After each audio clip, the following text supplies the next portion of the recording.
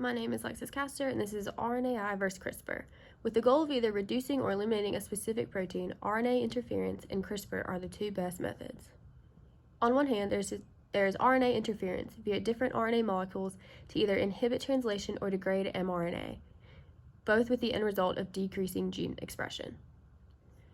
On the other hand, you have CRISPR, which is naturally occurring in prokaryotic organisms, but can be utilized in eukaryotic cells to essentially degrade specific DNA. It is important to note that RNAi affects RNA and CRISPR affects DNA. CRISPR and RNAi are similar in the fact that with each you have the power to somewhat choose the protein that will be affected. With RNAi, you can inject specific RNA sequences that code for the protein you would like to be expressed less.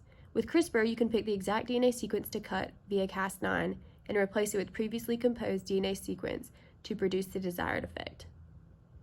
Each mechanism does have disadvantages. With RNAi, once the RNA interfering molecule is gone from the cell will begin to function normally once again, meaning that if you desire a long-lasting effect, you would need to constantly monitor the concentration of that RNA molecule. Because CRISPR is cutting the actual DNA, there is greater risk for mutations to arise as the DNA is rapidly trying to repair the damaged sequence. This could potentially lead to major functional changes to the cell, such as cancer. Let's say that we have a curly-haired person who wishes to have wavy hair, or at least less defined curls than what she has now, but she does not want to do this via chemicals, but rather affect the actual protein from this gene that her body is making. Via the RNAi method, it would be possible to inject excess RNA that codes for curly hair, in which her cells would identify this RNA as foreign material, seek out to destroy it and any other RNA that resembles it. In this case, that would be her own RNA that codes for curly hair, ultimately decreasing the expression of the curly trait. Via the CRISPR method, one could identify the curly gene on the DNA sequence and completely cut it out. It would be possible to replace this DNA sequence with a sequence resembling a wavy or straight gene if that was desired.